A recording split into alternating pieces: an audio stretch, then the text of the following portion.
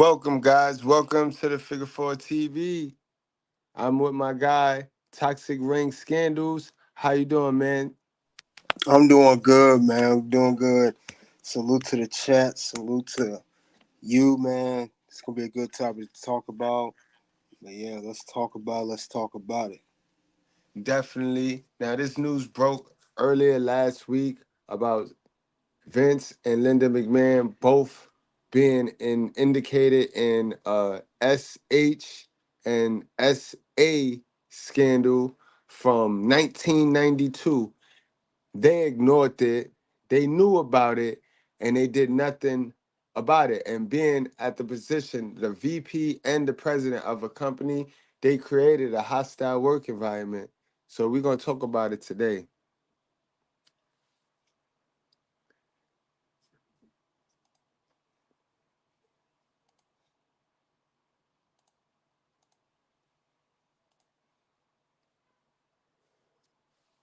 Keep in mind, guys, that the person to break this scandal was Tom Cole. And when he broke the scandal, Donahue, that's who this talk show host is, and Geraldo both jumped on the story, and the New York Post jumped on the story, and everybody knew. So it was not something that could really be swept under the rug without money, without the power of money. Anything you want to add before we hit play? This is a Yeah, live interview. yeah, man. Thing with this whole thing, it's crazy how this stuff is resurfacing in 2024, and this is back 32 years ago. It did not age well. No, it didn't. Entertainment now stepping forward, a lot of men saying that there's a good deal of gay sex abuse underway in the world of wrestling, and everybody all these years has been scared to step forward. Now come forward a number of people to say, because I wouldn't have sex with another guy in the game, I couldn't get promoted, including three, honestly, some well, listen, while you're laughing, this has been a not so funny issue for women.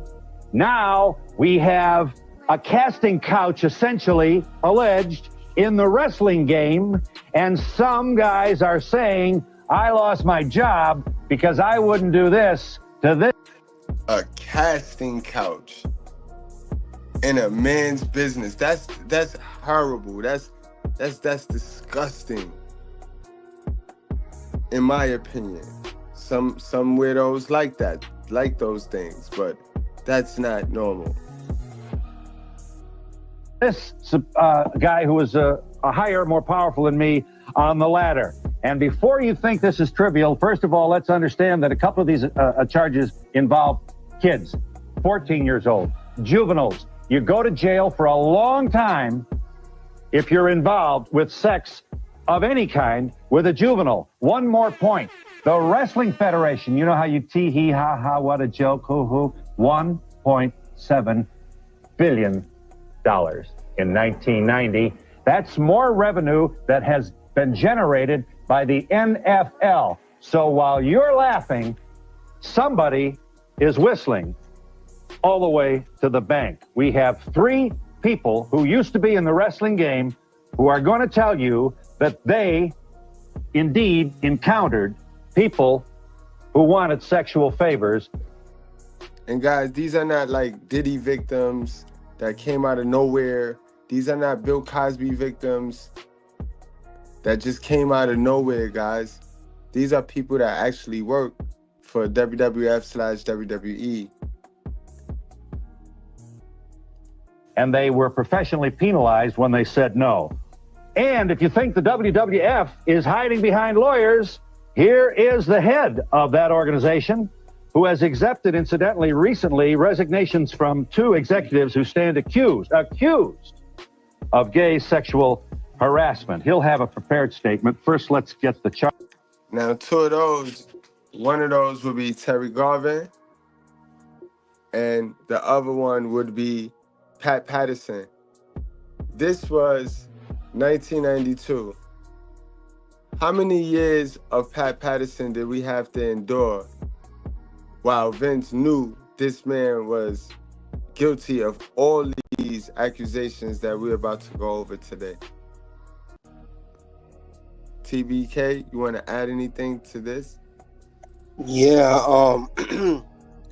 Well, what's crazy is all the people that said that, something that of all the stories that Vince let him go and he promised us stuff and they didn't get it. Now we're starting to see why, because it was reserved for other people, or those people did do certain things, quid pro quo, if I said that correctly, to get a job, and they didn't get what they wanted, and Vince and the company got what they wanted. Nasty work. Charges underway here. Gentlemen, Murray Hodgson, hired by Vince McMahon, here on my left for the TV job. You were the commentator.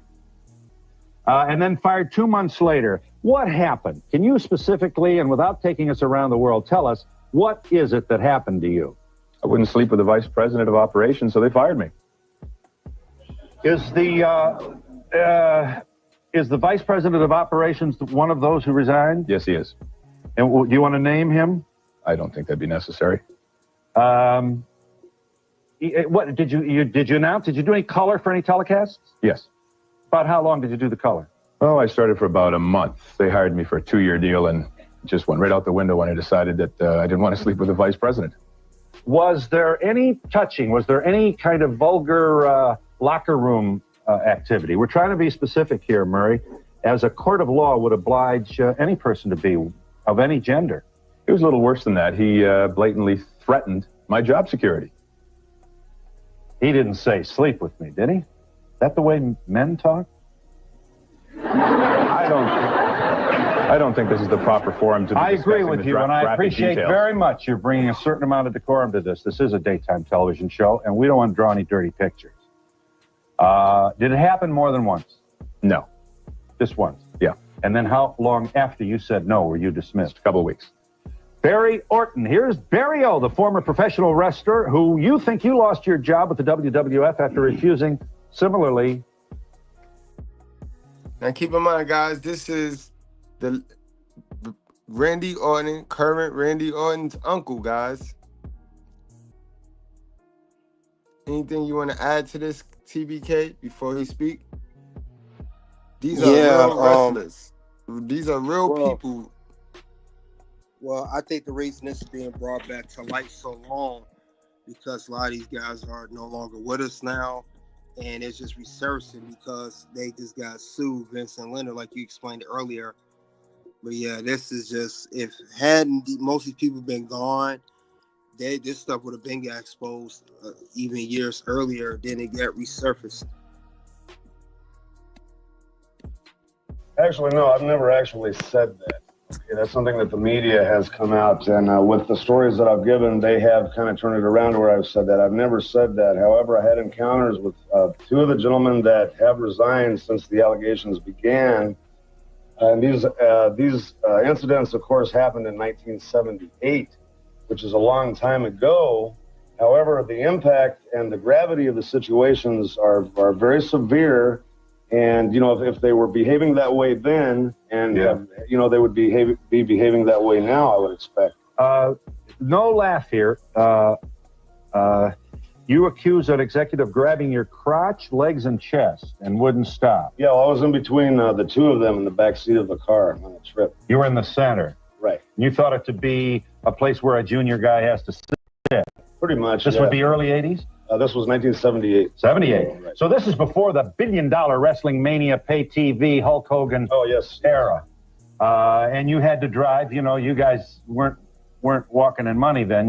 Right. And everyone, the more people in the car, the better, because everyone would split the expenses and keep their car. And then don't you saying that you got out of the car and said, not me? And yeah. Went on for several minutes. I finally demanded that the car be back. At first, I thought it was kind of funny that they were joking, but then it became, harassment. Right.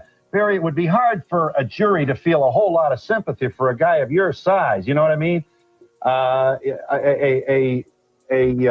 helpless woman you're not.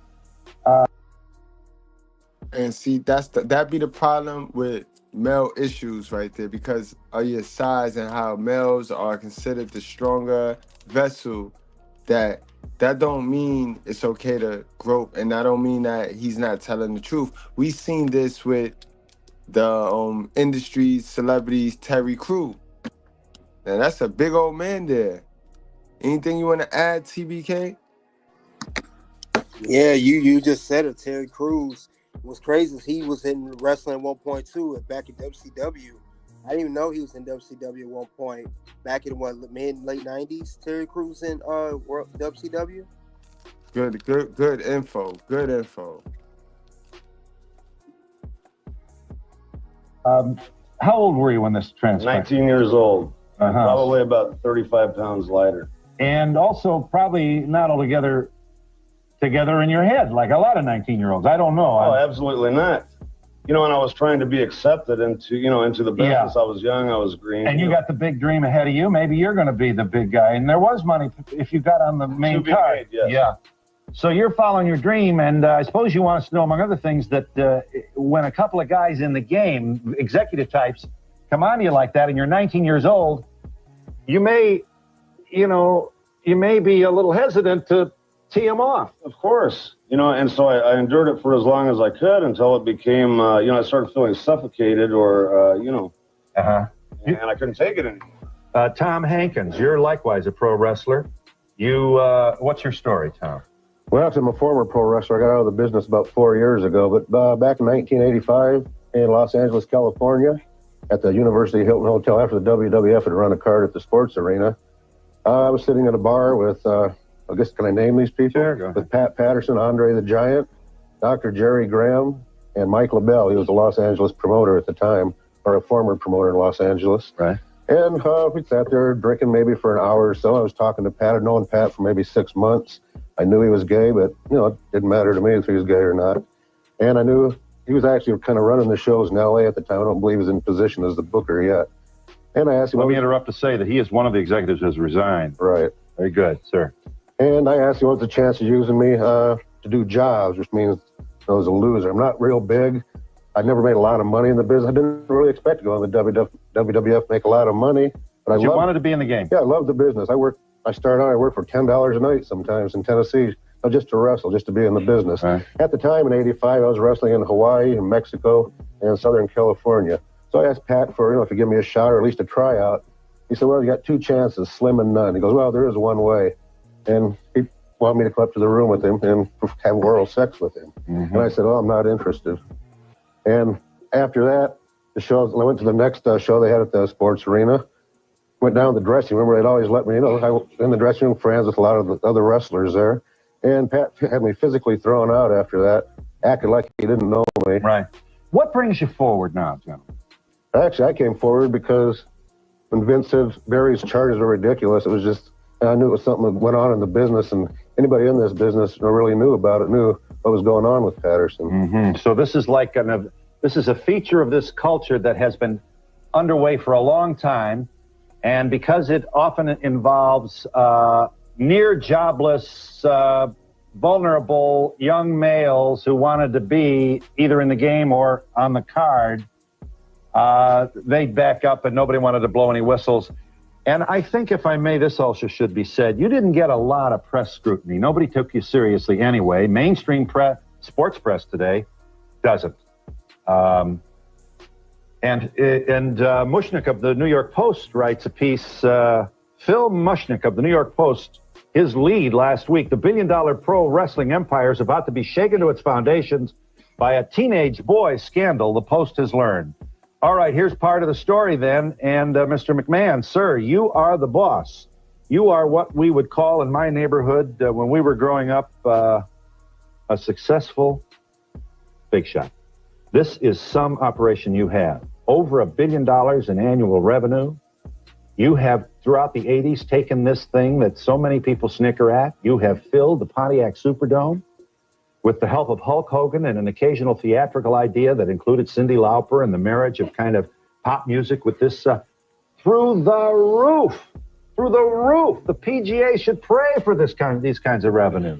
And now here you are being accused, Mr. McMahon, of presiding over an organization that looked the other way while these sex harassment charges were being, sex harassment activity was taking place. Sir, you wanted to say. We've never looked the other way in anything. And I'm very happy to confront everyone today with whatever allegation they have. The three individuals about whom most of these allegations are hurled are no longer with the WWF. We have started an independent investigation on our own to get to the bottom. Definitely gonna pause it right there, TV. Yeah, that's nonsense. You saw he was mean bugging those guys when they were speaking earlier before he spoke. Yes.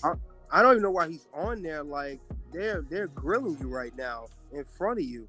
They're not holding back. They don't care. They're not intimidated by what you do, Vince. I mean, he know that he know what's going on. I mean, this is crazy. He know what he did. And what's crazy is Pat Patterson came back. He about to tell us that he formed an investigation, and your investigation that you formed did not discover that Pat Patterson is a rapist. Come on now, Vince. You just told on yourself right there. Your internal investigation would have never allowed you to hire that man back. Ridiculous, man. Ridiculous. Of all of this, and that's why we're here today, is to get to the bottom of it. We may even learn something here today that my investigators do not know. I want to get to the bottom of it just like you gentlemen do. What would you like to say to him? Anybody? I'd like to say that it's about time because up until now you've been animately denying that not only this is taking place, but that and you're saying that you knew nothing of it, and I just find that really difficult to believe. Well, there's no reason. How do you find it difficult to believe that I knew nothing of it? Why would I condone this kind of activity and risk this alleged kind of revenue? Because you are the king of an empire and you have eyes and ears everywhere. And it is so common, at least the topic of conversation for 3 to 5 minutes every night in the dressing room, because a lot of the guys, they have to put up with it and they hate it because if they say anything, they're out of a job. I don't believe that to be the case, but there may be some of it. If that's the case, then let's get to the bottom of it. I'm anxious to learn, just as you are. Well, I want a wholesome organization. I want an organization that everyone can be proud of. I want to get to the bottom of it, just like you do. This happened to me. I tried to call. I called the WWF offices. You were always in a meeting. They took my number, said you'd return my call. But, you didn't want to talk to me, basically. And I'm sure at the time you didn't know who I was, didn't know what I had to say. But, I tried to explain it to whoever I talked to and I called. And, they didn't want this was when, sir? 1985. I don't recall the telephone call. Has there been any lawsuit? Do you believe that sexual harassment exists in your workplace? I believe that there's a possibility of sexual harassment existing everywhere. And I asked directly if it was in the World Wrestling Federation. In my organization. I don't want it. I'd like to reiterate the question. Do you believe there is sexual harassment amongst the wrestlers or employees, the World Wrestling Federation today? There is a possibility of that. That's why I have these independent investigators to come in. Possibility? It's either yes or no. What kind of question? He said, come on, Vince. Man. It's either yes or no. You was about to say no. If you're going to lie like that, it's a possibility. I mean, you know it is. Right. It's not looking good, Vince. It's not looking good. WWF offices, you were always in a meeting. They took my number, said you'd return my call. But, you didn't want to talk to me, basically. And I'm sure at the time you didn't know who I was, didn't know what I had to say. But, I tried to explain it to whoever I talked to and I called. And, they didn't want this was when, sir? 1985. I don't recall the telephone call. Has there been any lawsuit? Do you believe that sexual harassment exists in your workplace? I believe that there's a possibility of sexual harassment existing everywhere. And I asked directly if it was in the World Wrestling Federation. In my organization. I don't want it. I'd like to reiterate the question. Do you believe there is sexual harassment amongst the wrestlers or employees, the World Wrestling Federation today? There is a possibility of that. That's why I have these independent investigators to come in. And who are these That's independent investigators? Fairfax Group Limited. And I would like, to hear what you have to say, and everyone has to say. I want to get to the bottom of it. Would you therefore believe that because of all these allegations coming forward and more corroborating evidence proving that there's no doubt sexual harassment is running rampant in the World Wrestling Federation, that you are definitely going to come public and do something about it? Why wouldn't I? If in fact that is the case, why wouldn't I do something about it? Why would I risk what we have? Because you haven't done anything about it until it became public, because you thought it was under the water. water. I had no knowledge of it. I made knowledge of it to you when I was fired, and you just blew it off and let me go. I retained a lawyer. Because you were not very good. You were not a very good announcer. You could not. It's the only reason why you were fired. You could not make the transition from radio to television. That is the only reason why you were fired. I would like to remind you, sir, that I have a 2-year contract.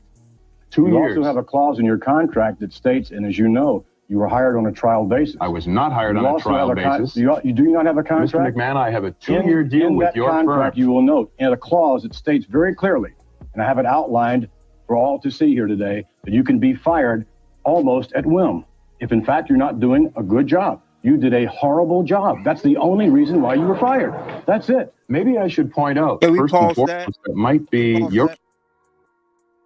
In Vince's terms, Vince McMahon, in his terms, you didn't do a good job, meaning you didn't do what Pat Patterson asked you to do when he asked you to go to the hotel room. You didn't perform the duties. That's what he said. You weren't good because you didn't do that kind of job. So that's absolutely. Yo, Vince, that's what he meant by that. Yeah, that dude was good. If he was so bad, Vince, like he said, you wouldn't have hired him if he thought he was so bad. Right. The man made the TV shows. Like, he made some of the television shows. He was on TV. Like, if he was bad, he would have never aired. He'd have never made the air. Yeah, Vince, you could tell he getting agitated. Well, you weren't that good. Now he's mad. He's getting exposed. You right. You could tell that he's getting mad right now, and you could tell that the Hodges is spot on. He's not playing with him. He's not playing. Like, he is dead accurate. He's not in his emotion, and he's telling Vince about himself. And then he also lied to the other guy. He said, I never got no phone call for you. The guy said he called him 85. I don't know anything about that. Yes, you did, Vince. Yes, you did. You lied about that, too. You know about all of this. Vince is going to hell. And you right, man. Calivino, you right, man. There's protecting the business, and then there's protecting secrets, sin. And Vince, I don't mean to get biblical on you, but you know what you did, bro. You know what you did. An ability to pick good talent. It could be. You had a national talent search, Vince McMahon. Could be. You advertised in Billboard magazine and across many different media sources, searching for one man that could be the new face and voice of the World Wrestling Federation. You flew me in back and forth 4 and 5 different times from Detroit, and you chose over the course of 1 year of negotiations that I would be the man for that job. I didn't sleep with your vice president. 2 weeks later, I'm fired. I also want to point out one very important fact. From your office came a letter to my landlord to verify my employment. From that letter, I must bring this point up. It says, Murray Hodgson has a very secure job with Titan Sports and is a positive and productive employee. From your office. Just because. Got him. God dang, Vince. Dude. I don't sleep with your vice president, that qualifies to blow me out of a 2-year deal? I don't buy it. Right.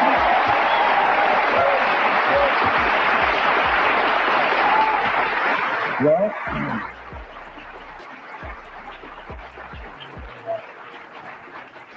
said very well, but I believe untrue. If in fact these allegations against Pat Patterson, whom you won't name, are true, why not pursue the legal course, the legal recourse? Why not pursue? We are doing that right. He defending Pat Patterson, boy. But he said he didn't say the name. Right. It was Pat Right. Patterson off the bat. Oh, God. No. Come on, Vince. You told on yourself and you told on Pat Patterson. He said the name. You could have said it's unnamed person. How did you know it was Pat Patterson automatically without him saying it? Because he in his that's how I feelings know, now. Vince, you full of it. Vince in his feelings now, Katie. Good call right there. Good call, good call. Vince is definitely in his emotions, and he finna blow, and he finna tell more secrets on himself. And also, I want to know, too, Vince McMahon Sr., this is why he didn't want to settle coming to Vince like that. He knew it was going to turn into that. And I know he probably rolling over his grave even now still. This is exactly why Bruno Sammartino left. This is why Bruno left at 89. Bruno left right before this. This is 92. Bruno left at 89 and said exactly what was going. He predicted this. Now you are. And you are aware that you waited 6 months after you were let go to bring these homosexual charges against Pat Patterson. 6 months you waited. Why? September 14th. If in fact you were fired on the spot, if you were fired for incompetence, all right, why didn't you say right then, why didn't you say, hey, look, Vince, your vice president made a pass at me. You never told me that. No one had any knowledge. Human resources had no knowledge of that. Rene Dubose was waiting to hear your story.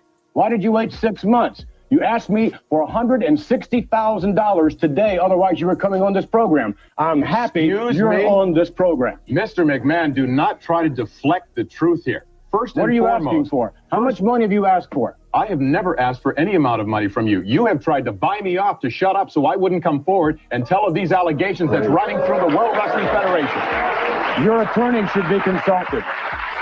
My attorney, on September of 1991, came forward to you with a letter addressed to you, telling you exactly what happened and that I was discharged wrongfully. I had a 2-year contract and that you two were well aware of the fact that there was a homosexual advance made against me. Don't tell me I waited 6 months. 3 weeks later, I was on your rear end.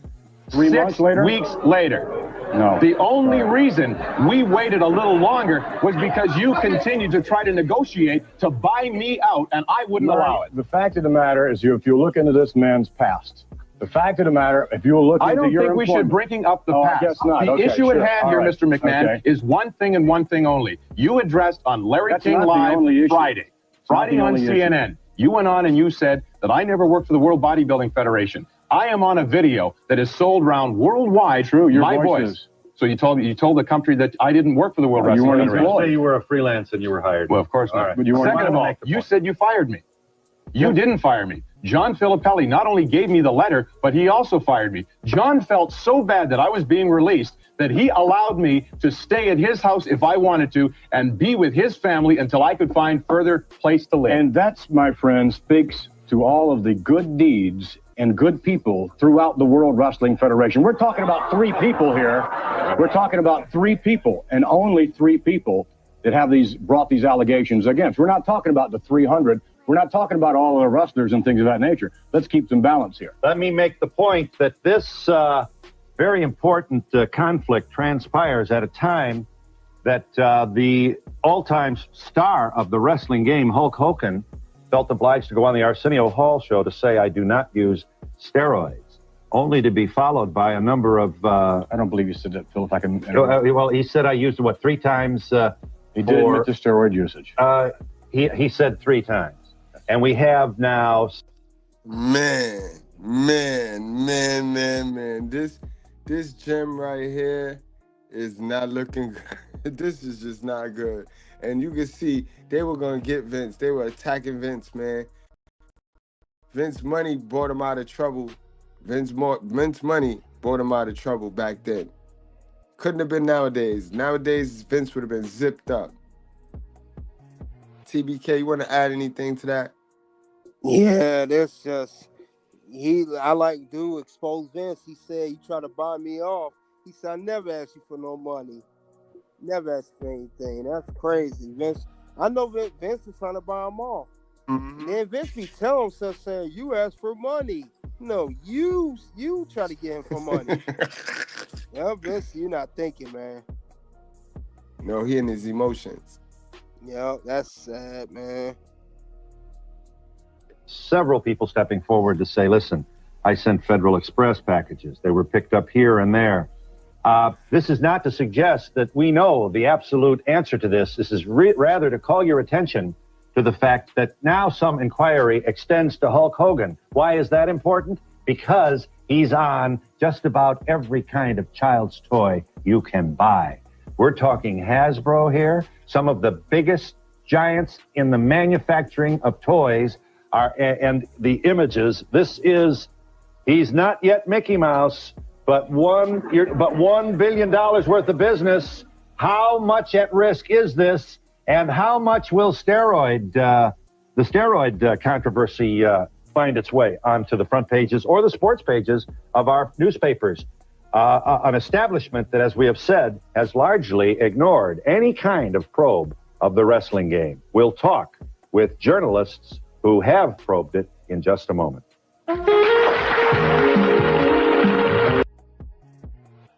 And we not here for the steroid part, but man, did you see that fire in Murray's eyes, guys? Did y'all see the fire in Murray's eyes? Man. That was crazy. Wow, it is wild though. Yeah, Vince, they definitely gonna erase his name for wrestling industry forever. Always gonna erase his name. And like I said, those people were in the game. And now if you needed a more prolific and a more profile person to tell you the truth and what was going on in the backstage, who more profile than Roddy Piper, the greatest heel of WWF history? And then, that's crazy right there, bro. That's absolutely disturbing right there, bro. And what the hell is so funny? That ain't funny, man. Ain't nothing funny about that. There's nothing funny about that, man.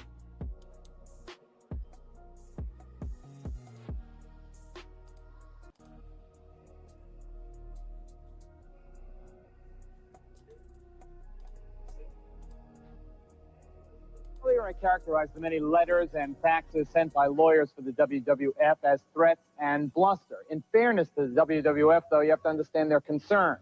Allegations of teenage abuse certainly can't help business when so much of the audience is comprised of children.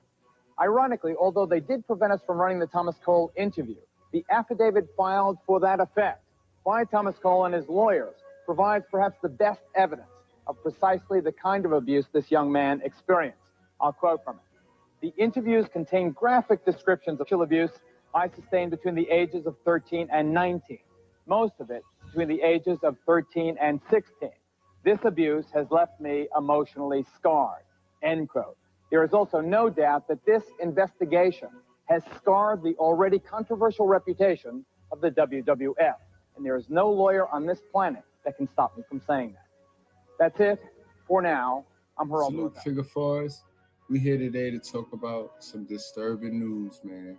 Vince and his wife indicated in the Ring Boy scandal, guys. They ignored them. Ain't no way you gonna tell me they did not know what was going on. And today we're gonna talk about it and we're gonna prove it, guys. The truth for proof. So hit that like button, watch the intro, and we're gonna get straight back into it.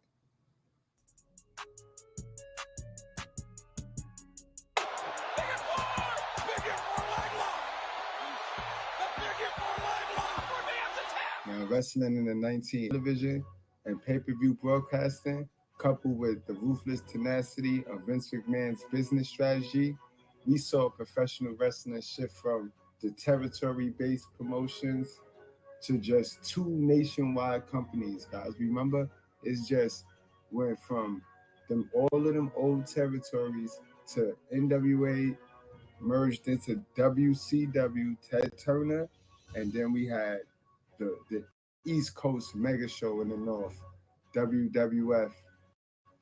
I mean, it was just those 2. So Ted Turner's promotion was like rough and ready.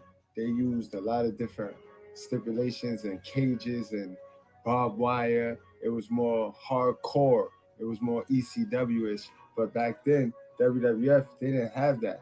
They were more clean, guys. They had that little hokey hero, action hero against the super villain. You know what I mean? It was no place for X in WWF back in those days. It was clean cut. You rarely saw blood in WWF.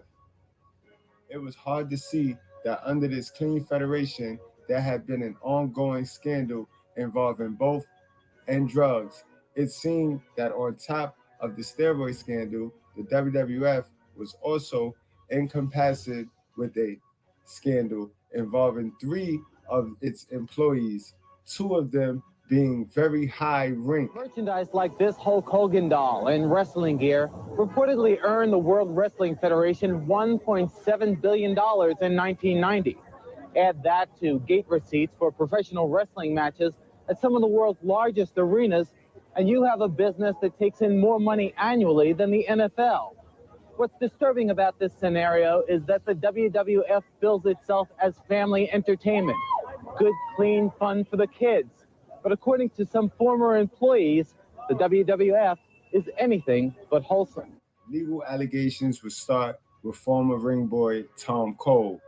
For those of you that don't know what a ring boy is a kid or somebody young that they could just throw a couple dollars at to set up the ring and fix the arena, put the props everywhere, you know what I mean, help out before the events start.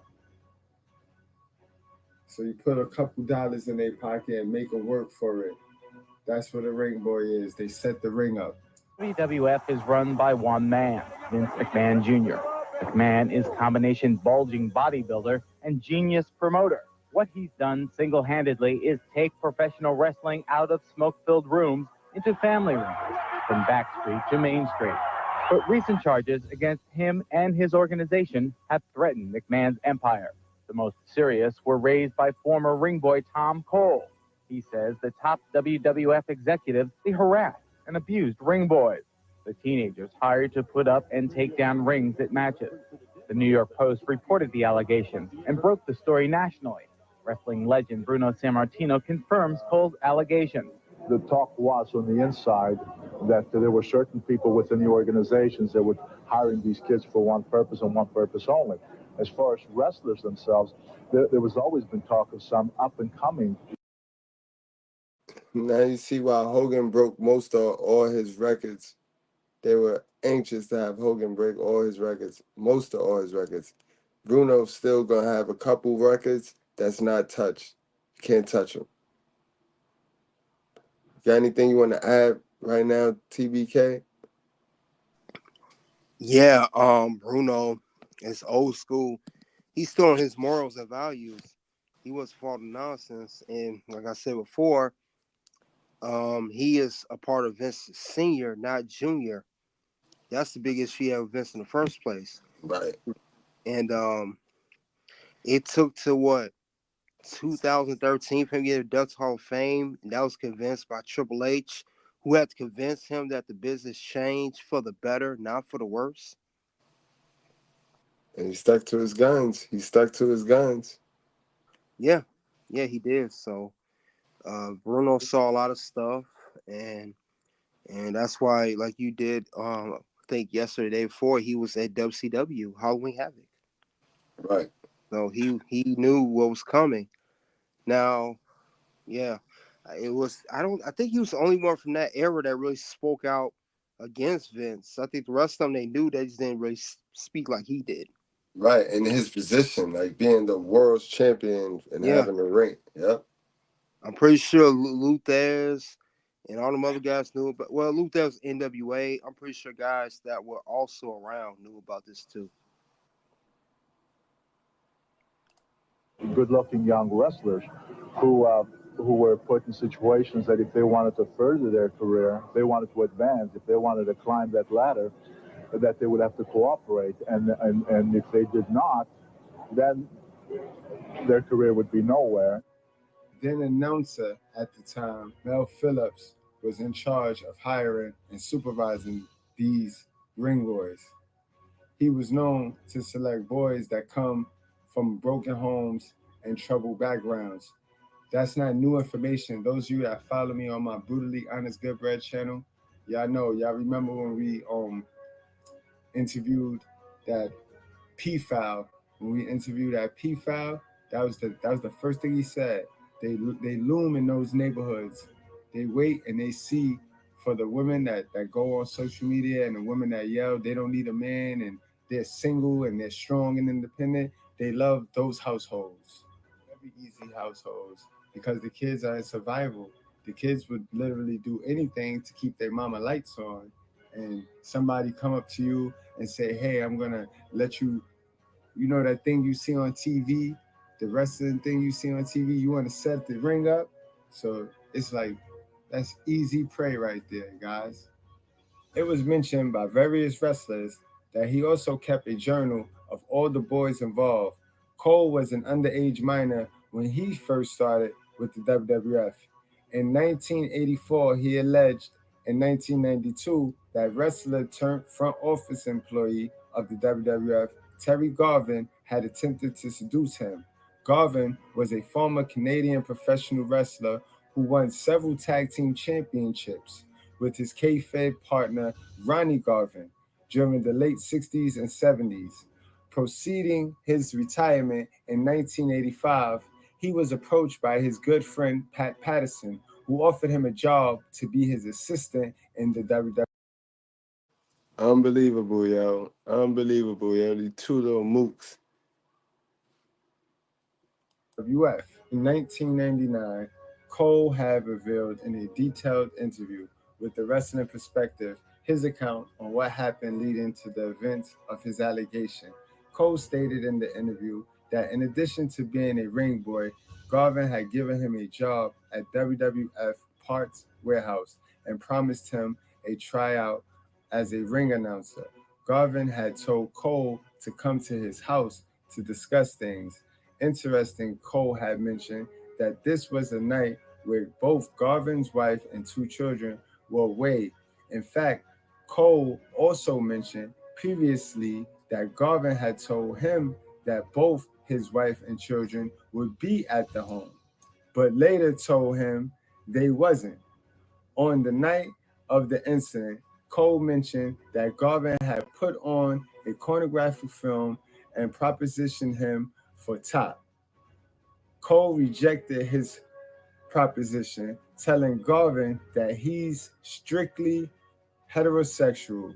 Consequently, for turning down the offer, Cole was forced out of the home and he had to spend a night in the park van outside. The next day, Garvin did not speak to Cole on the way to the warehouse and was later greeted by Phillips, who stated Garvin has decided he doesn't need you to work. Cole replied, "What do you mean? He's going to do it himself or get somebody else to do it?" After this, Cole later found out he had no job. Cole had also revealed in the interview that his hiree, Mel Phillips, was a little bit weird to work with, and he had a supposed foot fetish. He stated he used to have this thing where he played with your feet. He will wrestle you for 5 seconds and then he'll pull your shoes off and start playing with your toes. When I was young, I wasn't thinking too much about it. Now I look at it, it's like, wow, that was a foot fetish. There's something wrong here. Once Cole was fired from the WWF, he told his story to Phil Mushnick of the New York Post and was looking to sue the WWF for harassment. The news had spread like wildfire, and as soon as the article was published, Cole was contacted by those working for both Geraldo and the Donahue show to give his account of what had happened. Geraldo was set to air a program called Now It Could Be Told, Wrestling Ring of Vice, on the WWF STC scandal, Whistle on the Donahue show. they were supposed to have a roundtable discussion regarding the incident, including Vince McMahon. But on the eve of the show, Tom Cole wasn't able to take any more of the media, and Vince McMahon was able to interject. Before legal proceedings had started, he caught Tom Cole, or would have been for them at that table, and that would have been a knockout blow. With Tom Cole sitting at that round table with Donahue, it would have been too much.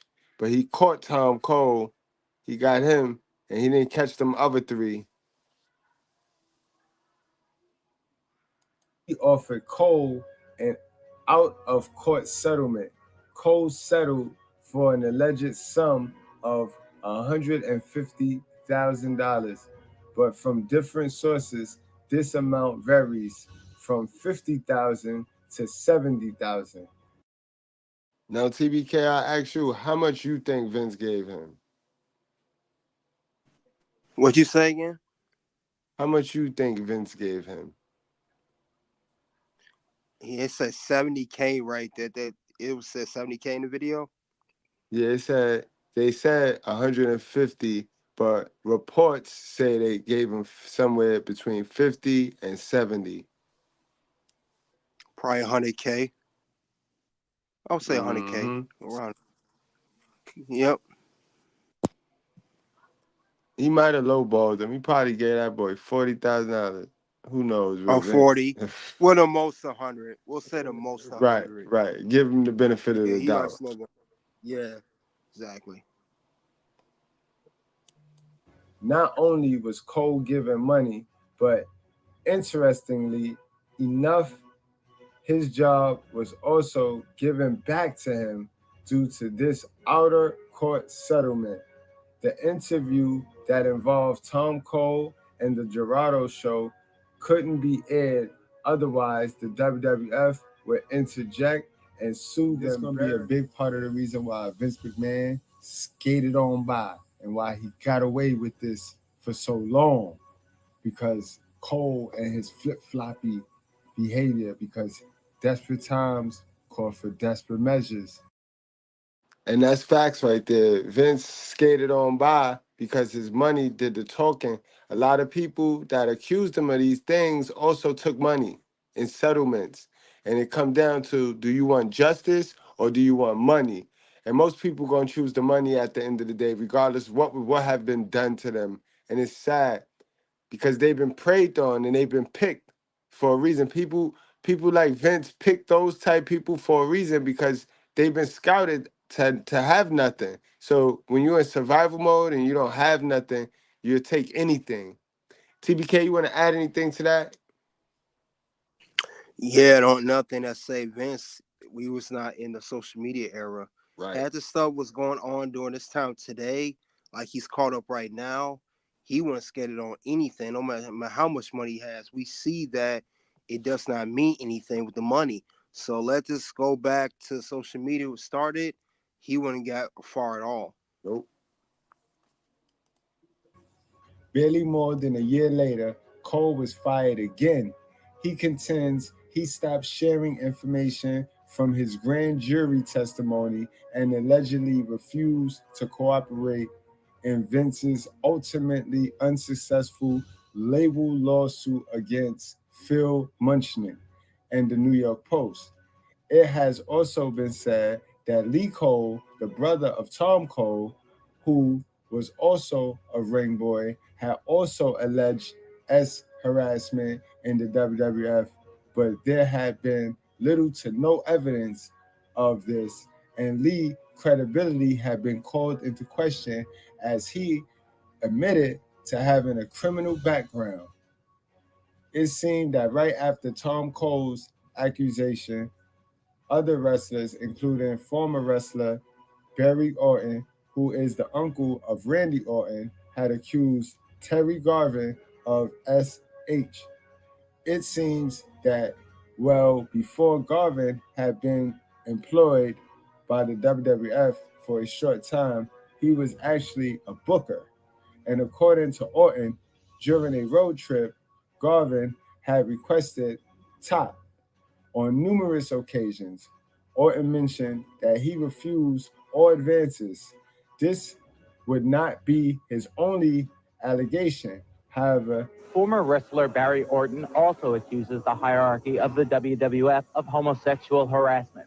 Orton implicates two top executives, the former vice president of operations, Pat Patterson, and his former assistant, Terry Garvin, as well as ring announcer Mel Phillips. He told us that Garvin came on to him. About 40 miles out of Amarillo, heading west on Interstate 40, he started proposing that I allow him to perform a certain sexual task on me while I was driving. And, I said, no, I'm not that way. What is your knowledge of the upper management of WWF using their power for sexual favors? If they saw an opportunity, they would grab it. With the ring assistants, the ring boys, I can remember in Chicago, one of the ring assistants who was rather young came up to me and asked me about Terry Garvin and that he was kind of being harassed and asked for my advice on what he should do. Former WWF referee Mike Clark says Garvin also approached him in a hotel room. He said, if you want to come to the television tapings, I'll bring you to the next television tapings, and I'll book you across every event in Canada. And I said, geez, that would be great. And he then said to me, he says, well, how would you like to lie on the bed and have me perform oral sex on you? And I'll give you $500. Clark turned Garvin down, but he says there were other approaches. during Garvin's tenure with the WWF, a number of people claimed that he was using his position to have X with younger ring boys. Barry Orton revealed his accounts, but he was also joined by former referee Michael Clark and former WWE announcer and TV presenter Murray Hodgson. Clark had been working with the WWF for over 3.5 years before any incident occurred. He claimed that Garvin had asked him whether he could perform top on him. In exchange, Garvin said that he would get him booked as a referee throughout Canada and also get him a green card so that he could work in the United States, and offered him an additional $500. Clark said that when he refused, his WWF career was over.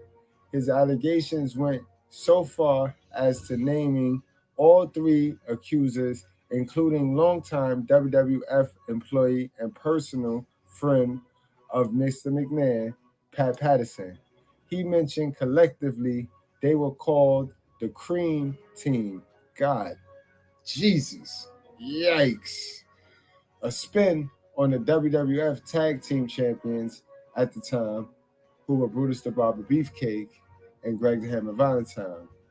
They were called the Dream Team. They said to me that you needed a green card to come to the United States to work. And the only way that was feasible was if you became a member of what they call the Cream Team. Cream Team? What is that supposed to mean? Well, this is what they call the ring crew, the people who set up the rings and the referees throughout the United States that are doing sexual favors for certain bosses in the World Wrestling Federation.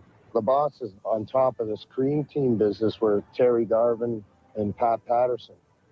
They were the main two culprits with this Cream Team, the whole issue of hiring youngsters due to getting sexual favors. Clark also named Mel Phillips, calling him the sickest of the three. One story in Allentown was that when you mentioned this Mel Phillips, I was told that when he was caught with a young boy in a car, they talked to this young boy and said, why are you allowing this? And he says, well, I get to go to all the TV tapings here in Allentown or Hamburg, both for free. I get to meet a lot of the wrestlers they introduced me to and even take pictures with a lot of them. That's why. Hodgson. And that's crazy right there. For them to ask the kids and ask the victims, why did they allow their peoples to do that to them? That is an admittance of guilt.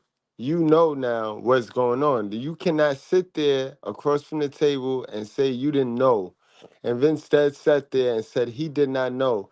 When he know, Linda McMahon was the one that asked those people why did they let, and he knows she told him what the people's responses was. But we're gonna go on and wrap this one on up. This been an informative one. And like I said, we're gonna follow up on the latest news. You know what I mean? So TBK, you got anything you want to say before we go on to wrap this thing on up? Yeah, it's just crazy. I was thinking we had this all started with Harvey Weinstein. Look where he's at now. Then we have the Diddy stuff. Look where he's at now. Vince McMahon. Now we're here. All these old guys that were in power, the big powerhouses that was taking advantage of people. Now we in the Me Too movement. That stuff's not flying no more. You're gonna end up Vince. If you had the right lawyers, you're gonna go down too. That's a fact, TBK. You touched on it. It's the power of social media. The people really have the power. The power of social media is real. Money don't rule no more with internet and social media era. In the social media era. No, don't rule no more. All right, guys. So y'all enjoy the rest of y'all Friday night. Be safe. Be proactive, and we'll see y'all later. This is a wreck. He's moving like an uncaged animal. No lie, he's wild in there.